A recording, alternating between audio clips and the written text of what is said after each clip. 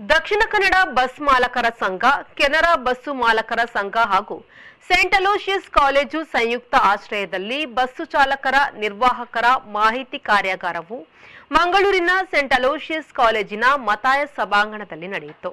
ಮಂಗಳೂರು ನಗರ ಅಪರಾಧ ಮತ್ತು ಸಂಚಾರ ವಿಭಾಗದ ಉಪ ಪೊಲೀಸ್ ಆಯುಕ್ತ ಬಿಪಿ ದಿನೇಶ್ ಕುಮಾರ್ ಬಸ್ಸು ಚಾಲಕರ ನಿರ್ವಾಹಕರ ಮಾಹಿತಿ ಕಾರ್ಯಾಗಾರಕ್ಕೆ ಚಾಲನೆ ನೀಡಿದರು. ಬಳಿಕ ಮಾತನಾಡಿದ ಅವರು, ಬಸ್ ಎಂದರೆ ವಾಹನಗಳಲ್ಲಿ ದೊಡ್ಡಣ್ಣ.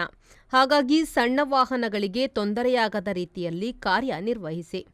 ನ್ಯಾಯ ಸಂಹಿತೆಯಲ್ಲಿ ಮುಂದಿನ ತಿಂಗಳಿನಿಂದ ಬದಲಾವಣೆಗಳು ಆಗಲಿದೆ.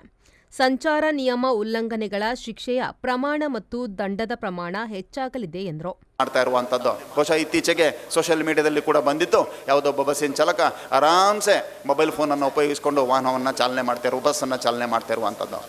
ಯಾವುದೇ ಒಬ್ಬ ವಾಹನದ ಚಾಲಕ ಯಾವುದೇ ವಾಹನ ಆಗ್ಬೋದು, ಸೊ ಅವನು ಚಾಲನೆಯ ಸಮಯ ಮೊಬೈಲ್ ಫೋನ್ನ ಉಪಯೋಗ ಮಾಡ್ತಾನೆ ಅಂತಂದರೆ ಅದು ಕೂಡ ಡೇಂಜರಸ್ ಡ್ರೈವಿಂಗ್ ಆಗುತ್ತೆ. ಅದೇ ರೀತಿ ಓವರ್ಟೇಕಿಂಗ್ ಫ್ರಮ್ ಲೆಫ್ಟ್, ಎಡಬದಿಯಿಂದ ಓವರ್ಟೇಕ್ ಮಾಡುವಂಥದ್ದು. ಬಟ್ ಆದರೆ ಸೊ ಇದು ಮೀಡಿಯನ್ ಇರುವಂತಹ ಅಥವಾ ಸೊ ಆ ಕಡೆ ಈ ಕಡೆ ಹೋಗುವಂತಹ ಒಂದು ವ್ಯವಸ್ಥೆ ಅಥವಾ ಹೈವೇನಲ್ಲಿ ಅದು ಏನು ಬರೋದಿಲ್ಲ. ಬಟ್ ಒಂದು ರೋಡ್ ಸಿಂಗಲ್ ರಸ್ತೆ ಇರುವಂತಹ ಕಡೆಗಳಲ್ಲಿ ಯಾರಾದರೂ ಎಡಬದಿಯಿಂದ ವಾಹನ ಚಾಲನೆ ಮಾಡಿದರೆ, ಒಂದು ವಾಹನವನ್ನು ಓವರ್ಟೇಕ್ ಮಾಡಿದರೆ, ಸೊ ಓವರ್ಟೇಕಿಂಗ್ ಫ್ರಮ್ ಲೆಫ್ಟ್ ಅದು ಕೂಡ ಒಂದು ಡೇಂಜರಸ್ ಡ್ರೈವಿಂಗ್ ಆಗುತ್ತೆ. ಅದೇ ರೀತಿಯಾಗಿ ಎಗೇನ್ಸ್ಟ್ ಒನ್ ವೇ ನಾವು ರಸ್ತೆಗಳಲ್ಲಿ ಇಲ್ಲಿ ನೋಡ್ತಾ ಇದ್ದೀವಿ. ನಮ್ಮ ಹೈವೇನಲ್ಲಿ ಹೆಚ್ಚು ಕಡಿಮೆ 1 ರಿಂದ 2 ಅಥವಾ 3 ಕಿಲೋಮೀಟರ್ ದೂರಕ್ಕೆ ಮೀಡಿಯನ್ ಓಪನಿಂಗ್ ಇರುತ್ತೆ. ಸೊ ಅಲ್ಲಲ್ಲಿ ಇರುವಂತಹ ಜನರು ಏನು ಮಾಡ್ತಾರೆ, ಅಯ್ಯೋ ನಾನು ಯಾಕಪ್ಪ 2 ಕಿಲೋಮೀಟರ್ ದೂರ ಸುತ್ತಾಡ್ಕೊಂಡು ಬರಬೇಕು, ನಾವಿಲ್ಲಿ ಆರಾಮ್ಸೆ ಉಲ್ಟಾ ದಿಕ್ಕಿನಲ್ಲಿ ಹೋಗೋಣ ಅಂತನ್ನುವಂಥದ್ದು ಎಗೇನ್ಸ್ಟ್ ಒನ್ ವೇ ಹೋಗ್ತಾರೆ. ಆ ಪ್ರಯುಕ್ತ ಎಷ್ಟೋ ಕಡೆ ಅಪಘಾತಗಳು ಕೂಡ ಆಗಿದ್ದಾವೆ. ಪ್ರಾದೇಶಿಕ ಸಾರಿಗೆಯ ಅಧಿಕಾರಿ ಶ್ರೀಧರ್ ಮಲ್ನಾಡ್ ಮುಖ್ಯ ಅತಿಥಿಯಾಗಿ ಭಾಗವಹಿಸಿ ಮಾತನಾಡಿ, ನಗರದೊಳಕ್ಕೆ ದಿನಕ್ಕೆ ಹೊರ ರಾಜ್ಯ, ಹೊರ ಜಿಲ್ಲೆ, ಜಿಲ್ಲೆ ಸೇರಿ 2000 ಕೆಎಸ್ಆರ್ಟಿಸಿ ಹಾಗೂ ಖಾಸಗಿ ಬಸ್ಸುಗಳು ಸಂಚರಿಸುತ್ತಿವೆ. ವಾಹನಗಳ ದಟ್ಟಣೆ ಹೆಚ್ಚಿರುವ ಸಂದರ್ಭ ಬಸ್ಸುಗಳಿಗಾಗಿ ನಿರ್ಮಿಸಲಾದ ಬಸ್ ಬೇಯನ್ನೇ ಉಪಯೋಗಿಸಿರೆ. ಇತರೆ ವಾಹನಗಳಿಗೆ ಸಾರ್ವಜನಿಕರಿಗೆ ತೊಂದರೆ ನೀಡದಿರೆ. ವಾರಕ್ಕೆ 20 ಜನ ಸಿಬ್ಬಂದಿಗೆ ಮುಡಿಪು ಸಾರಿಗೆ ಇಲಾಖೆಯ ತರಬೇತಿ ಕೇಂದ್ರದಲ್ಲಿ ತರಬೇತಿಯನ್ನು ನೀಡಲು ಇಲಾಖೆ ಸಿದ್ಧವಿದ್ದು ಸಂಘದ ಮೂಲಕ ಸಿಬ್ಬಂದಿಯನ್ನು ಕಳುಹಿಸಿರಿ ಎಂದರು. ಆಮೇಲೆ ಬೋರ್ಡಿಂಗ್, ನೀವು ನಿಗದಿತ ಸ್ಥಳಗಳಲ್ಲಿ ಪ್ರಯಾಣಿಕರನ್ನ ಇಳಿಸುವುದು ಮತ್ತೆ ಹತ್ತಿಸುವುದು. ಎಷ್ಟೋ ಸಾರಿ ನಾವು ನೋಡ್ದಂಗೆ ಒಂದು ಬಸ್ ಮುಂದಿರುತ್ತೆ, ಹಿಂದಿನ ಬಸ್ ಅವರು ರೋಡ್ ಮಿಡ್ಲಲ್ಲಿ ನಿಲ್ಲಿಸ್ತಾರೆ.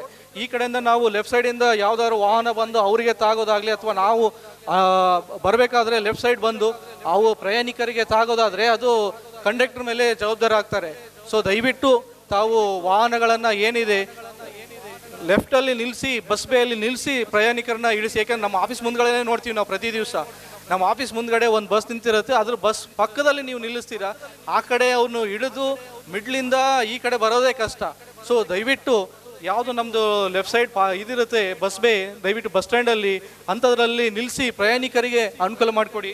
ಸೇಂಟ್ ಅಲೋಶಿಯಸ್ ವಿಶ್ವವಿದ್ಯಾನಿಲಯದ ಕುಲಸಚಿವ ಡಾಕ್ಟರ್ ಆಲ್ವಿನ್ ಡೇಸಾ, ಸಹಾಯಕ ಪೊಲೀಸ್ ಆಯುಕ್ತ ನಜ್ನಾ ಫಾರೂಕಿ, ಉಪನ್ಯಾಸಕ ರಾಷ್ಟ್ರಮಟ್ಟದ ತರಬೇತುದಾರ ರಾಜೇಂದ್ರ ಭಟ್, ಕೆನರಾ ಬಸ್ ಮಾಲಕರ ಸಂಘದ ಉಪಾಧ್ಯಕ್ಷ ಜೀವಂದರ್ ಅಧಿಕಾರಿ, ಪ್ರಧಾನ ಕಾರ್ಯದರ್ಶಿಗಳಾದ ರಾಮಚಂದ್ರ ಪಿಲಾರ್, ಆರ್ಜೆ ಅಭಿಷೇಕ್ ಶೆಟ್ಟಿ, ಕೊಯ್ಲಾಡಿ ಸುರೇಶ್ ನಾಯಕ್, ಸಂಚಾರಿ ಠಾಣೆಯ ಠಾಣಾಧಿಕಾರಿಗಳಾದ ಆನಂದ್ ಉರಗಪ್ಪ, ದೀಪಕ್, ಕೃಷ್ಣಾನಂದ ನಾಯಕ್ ಉಪಸ್ಥಿತರಿದ್ದರು.